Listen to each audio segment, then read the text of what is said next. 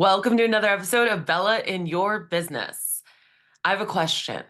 When was the last time that you told ChatGPT or AI to not agree with you? If you're like most business owners I work with, the answer is probably never. And I get it. We're all wired to seek validation, to hear those sweet, sweet words of agreement and not really challenging, right? If we were challenged, we might not use it all the time, but it could be costing you big time. And today I want to talk about it because a lot of people are starting to use AI. I'm going to say AI and ChatGPT, but I'm going to use ChatGPT kind of like how you use Kleenex. It's not always necessarily a Kleenex. It could be a tissue or a store-bought Kleenex, right? The comfort of confirmation and the danger of it. I want to talk about that for a minute because we all have this built-in cognitive bias that makes us gravitate towards information that supports what we already believe, right? Psychologists call that confirmation bias. And like we're biased, we lean towards the things that we like. It's a powerful force that shapes how we interact with the world and increasingly interact with tools like ChatGPT. Add this to our natural desire to ease and speed.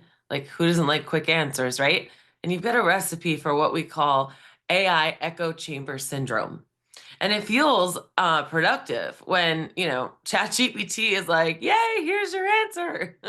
And you get that little dopamine hit of validation, but it might not always be good. And what have you really gained? Sure, you gained an answer. I always say that ChatGPT is never going to say, nope, not answering that, or nope, I don't know what to tell you, right? It's always going to give you an answer. But in some cases, it doesn't have a lot of value, or it doesn't have as good of an answer as what you were really seeking. In fact, you've probably lost something really precious, which is an opportunity to grow. When AI becomes nothing more than a mirror reflecting back what it thinks that you want to hear, right? And yes, it does think. You're getting the illusion of a progress without the substance. And I see it all the time. I really do. Like people are like, oh, I asked ChatGPT, and because I did, they think that the answer is golden. You're creating an echo chamber, actually, where your ideas, good and bad, just bounce back to you, like regurgitated. And so I want you to really think. I know a lot of you are probably thinking, oh, crap. I thought I just understood how to use ChatGPT. Well, don't get too discouraged because I'm going to show you how to overcome this pretty easily. But without acknowledging this, you could be headed down a bad road. And I don't want anyone to do that. So the reason why this matters is humans naturally gravitate towards agreement, right? It's comfortable, it's easy, like it feels good. It confirms what we're already thinking. And ChatGPT is literally trained to be helpful and often translates to being agreeable. This is a dangerous situation, especially when you're talking to yourself with prettier words. You share an idea about a new service or package or marketing campaign. ChatGPT can take your idea, restructure it slightly, add some polish, and then give it back to you. So you leave the conversation feeling amazing, like you've accomplished something big, when all you've really done is had your own thoughts repeated back to you. And here's what you need to understand: true growth in your business, in leadership, in life, it comes from friction, not reassurance. It usually comes from a time where you get really uncomfortable. Think about the best coach you've ever had, the most effective consultant or therapist who actually helped you with a breakthrough. Usually things got a little hairy before they got better, right? They got a little crunchy. This is exactly what we need from our AI tools if we want them to be more than just a fancy like word processor. We need ChatGPT to be strategic, a sparring partner, not just a digital parrot repeating back our ideas, right? So here's some signs that, it's in echo mode. And you might be wondering, like, oh, shoot, is this me or this can't be me? Well, let's put it to the test. Okay. I have 5 different things for you to consider. Okay.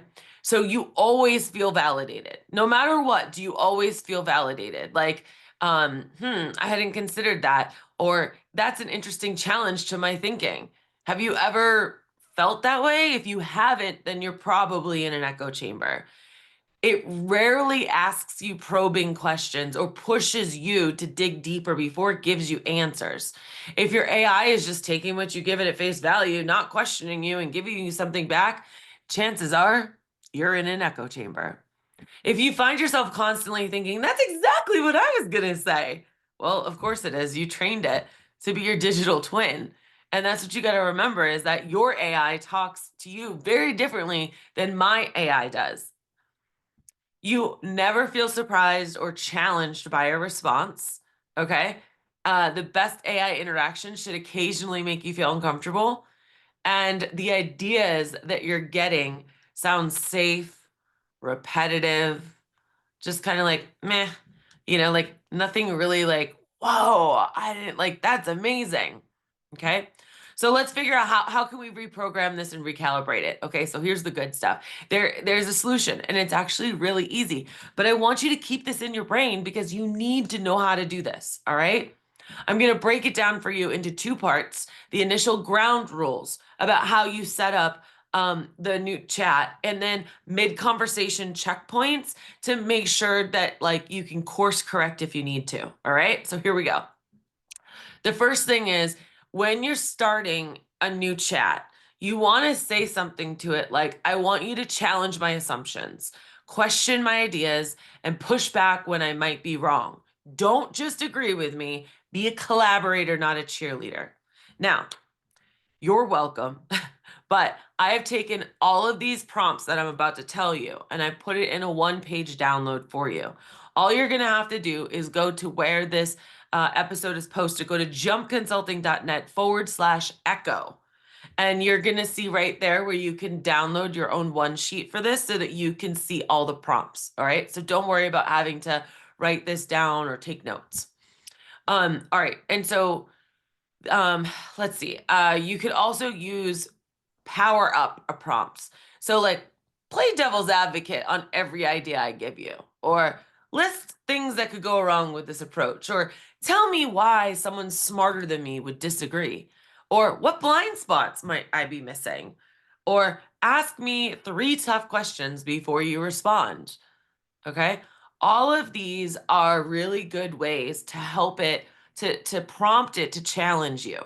Okay. So the prompts aren't just for you to get your answers. You need to challenge it. And those are different ways that I would do it, right?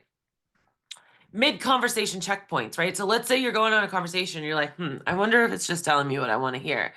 So you can like back up and you could say, pause. Are you just agreeing with me? What would an expert who disagrees with me say right now? Okay. Or try, what's the opposite perspective here? And what could be better? Another powerful one would be challenge everything we've written. What's fluffy? What's not strategic? What would an editor, an investor rip apart, right? Depending on what kind of conversation you're having with it. All right. And so let me give you some examples of how this looks different in different contexts.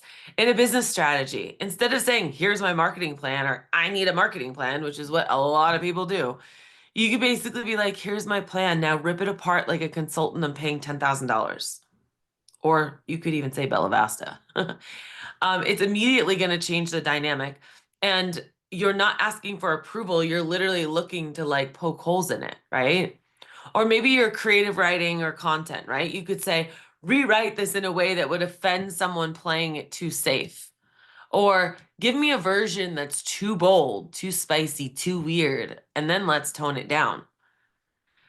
Personal growth or decision making, like if you're trying to like figure like use it like a therapist or like figure out something that you're struggling with, you could say, if I was lying to myself right now, what would I be avoiding? Or what would a therapist or a coach say to call me out? Or what questions would make me uncomfortable right now? Ask it. Ooh, I don't know if some of you are ready to go there. Now, you probably want to also not have to keep doing this all the time, right? You want to make it kind of your default, kind of like the thing that your chat GPT does on a regular basis, not just when you say, hey, challenge me, right? So if you want to make it part of your default, You can use a GPT, which I've taught a whole class on how to do GPTs. I will include that in the show notes. You can create your own GPT, which is basically creating like your own bot. And so it acts exactly how you want without having to prompt it. You could save your challenger prompts and reuse presets so that you don't have to type them every time. So like on Apple, it would be saving them in Notepad. You can give ChatGPT permission to request upfront. Okay, so make this part of your standing operating procedure. Like just anytime you start a chat, always tell it to like question you, like challenge any ideas I'm about to say in this whole thing. So it's kind of like giving it permission. Um, let's see. And then consider creating themes for GPTs for different needs. So like a kind of a coach, a blunt strategist, a creative anarchist. You could, create, and this is where the strategy comes down. So the strategy on how you use ChatGPT or AI or Gemini, or I mean, I love Claude for writing. Gemini is coming up right now. It's doing amazing things. Claude just connected with your Google Drive. Notebook LM is like blowing my mind. Like there's all different kinds of things. So I can't stress this enough. I do not just mean Chat GPT. All right. Um, and and so when you can create all these different things, it's going to help prime your AI, whatever AI it is, so that this happens on a regular basis, just as regular as it being an echo chamber. Now, let me give you some final warnings on this, okay?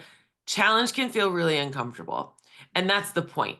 The approach is going to feel really weird, and having it almost, poke holes in almost everything you want to do is going to feel discouraging. But this is where you have to be the human and you have to like kind of like pin things against it. You have to be strategic and you have to be the visionary. You have to think really, really big, right? The only thing worse than bad advice is advice that tells you exactly what you already believe. And so it's really, really important for you to consider, have I created an echo chamber? And this is something really important, and that's why I'm doing an entire episode on it. So I have a challenge for you. All right. So here's your takeaway. All right. I want you to go to a new GPT thread right now, or Gemini or Claude or whatever you use. Okay. And then I want you to say, your job is to challenge me. Knowing what you know about me, tell me where I'm deficient. Tell it that. Or say, here's my next idea. Tell me why it sucks. You literally can say that. And then see what happens. I bet you'll get insights that never surfaced before.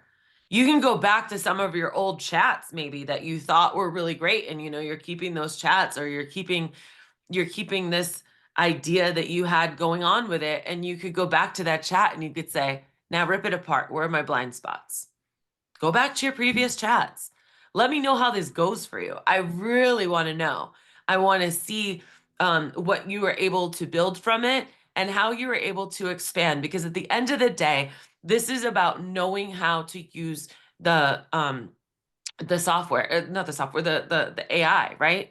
And as this increases and as this gets better, these ways of understanding how to use AI are going to drastically catapult you way ahead of the people that are just starting, that just think it's all about prompts and that's it.